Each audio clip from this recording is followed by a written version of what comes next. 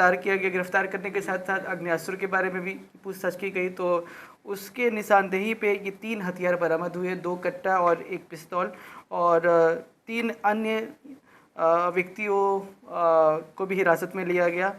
उसमें से एक आपका पप्पू कुमार 20। आप देख रहे हैं MA न्यूज।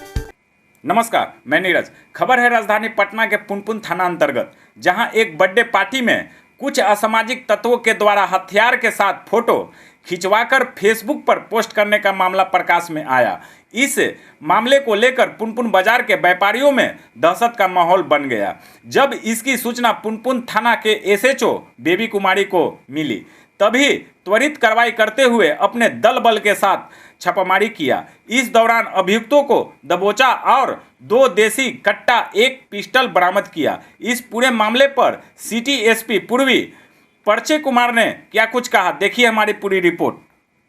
प्रेस कॉन्फ्रेंस के माध्यम से सबसे पहले तो मैं अभिभावकों को, जो पेरेंट्स और गार्जियन से, उनसे मैं निवेदन करना चाहूँगा कि अपने नाबालिग बच्चों पे ध्यान रखें, वो किसी भी प्रकार से अवैध आग्नेयास्त्रों के संपर्क में ना आए, और साथ ही साथ किसी और के भड़कावे में आके सोशल मीडिया पे उसके साथ फ़ोटो वगैरह भी पोस्ट ना करें, क्योंकि ऐसा करना बिल्कुल ही गैरकानूनी है। और ऐसा कोई भी मामला प्रकाश पे आता है तो उनके विरुद्ध कानूनी कार्रवाई निश्चित रूप से की जाएगी।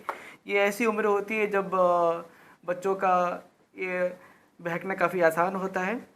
इसी अंतर्गत इसी से संबंधित एक मामला है कि पुनपुन से वहाँ पे कुछ टाइम पहले सोशल मीडिया पे एक युवक का फ़ोटो वीडियो वायरल हुआ हथियार के साथ। उस युवक का नाम कुंदन कुमार था, उसकी उम्र 21 वर्ष थी। तो उसकी पहचान की गई। उसके पहचान कर उसे विधिवत गिरफ्तार किया गया। गिरफ्तार करने के साथ साथ आग्नेयास्त्र के बारे में भी पूछताछ की गई, तो उसके निशानदेही पे ये 3 हथियार बरामद हुए, 2 कट्टा और 1 पिस्तौल, और 3 अन्य व्यक्तियों को भी हिरासत में लिया गया। उसमें से एक आपका पप्पू कुमार 20 वर्ष के हैं। साथ ही साथ 2 विधि विरुद्ध बालक को भी निरुद्ध किया गया। सिंस वो जुवेनाइल है तो उनका नाम पता हम आपको डिस्क्लोज नहीं कर रहे हैं। ये सारी छापेमारी मनोरा, श्रीपालपुर, लोधीपुर और पैमार घाट से हुई है।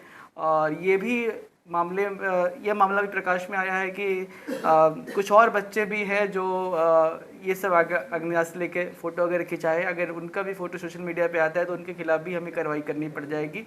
और इस उम्र में अगर बच्चे आग्नेयास्त्र संपर्क में आते हैं तो उनके लाइफ करियर के लिए भी अच्छा नहीं, साथ ही साथ समाज के लिए भी अच्छा नहीं है। तो ये पेरेंट्स की बड़ी जिम्मेदारी है कि अपने बच्चों पे का ध्यान रखें और उनकी गतिविधि पे नज़र रखें, ताकि वो इस उम्र में किसी भी प्रकार से गैरकानूनी व्यक्तियों के संपर्क में नहीं आए अथवा कोई भी गैरकानूनी काम ना करें।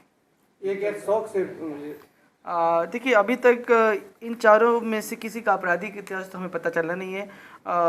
जो 2 बालिग है, पप्पू कुमार और कुंदन कुमार, उनका भी आपराधिक इतिहास हम खंगाल रहे हैं। बट ऐसा प्राइमा फेसी ऐसा प्रतीत होता है कि इस पूरे ग्रुप में कुछ बच्चे तो ऐसे हैं जरूर जो शौक से हथियार लेके फ़ोटो वगैरह अपना खिंचाकर सोशल मीडिया पर डालने की फिराक में थे, या फिर उन्होंने डाला भी था, जो अनुचित है।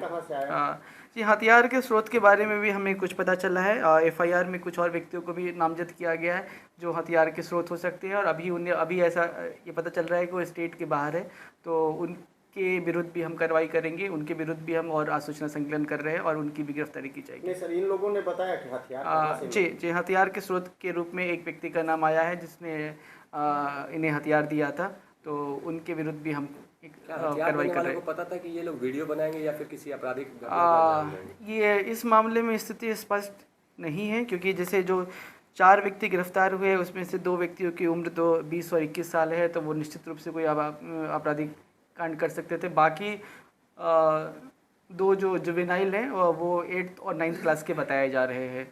तो वो अभी तक शायद उनकी मंशा ना हो, लेकिन हथियार साथ में और ऐसी संगति हो तो पॉसिबल था कि कोई लूट या कोई और बड़ी घटना वो भी कर सकते थे और उनका लाइफ करियर भी खराब हो सकता था। क्या लगता है बच्चों को ये लोग गैंग के रूप में शामिल करना चाहते थे, जिस तरीके से हथियार का लोग जी बिल्कुल, ये गैर कानूनी हथियार का इस्तेमाल तो गैर कानूनी पर्पस के लिए ही होता है। लूट हो गई, हत्या हो गई, डकैती हो गई, और ये ऐसी उम्र होती है जहाँ पे बच्चे बिगड़ भी सकते हैं। तो ये बिल्कुल भी पॉसिबल था कि ये हथियार वगैरह का लोभ लालच वगैरह दिखा के ये बच्चों को भी अपने ग्रुप में, गैंग में शामिल करके कोई आपराधिक घटना करवा सकते थे। कुछ लोगों ने तो हथियार परचेज़ किया था, और हथियार फ़ोटो वगैरह खिंचाने के लिए एक हाथ से दूसरे हाथ भी ट्रांसफ़र हुआ है। इस मामले में ये भी निकल के आया है। कुछ और बच्चों के भी नाम आए हैं कि उन्होंने भी हथियार लेके फ़ोटो वगैरह खिंचाया, बट उनकी फ़ोटो अभी तक सोशल मीडिया पे आई नहीं और हथियार उनके पास रिकवर नहीं हुई है।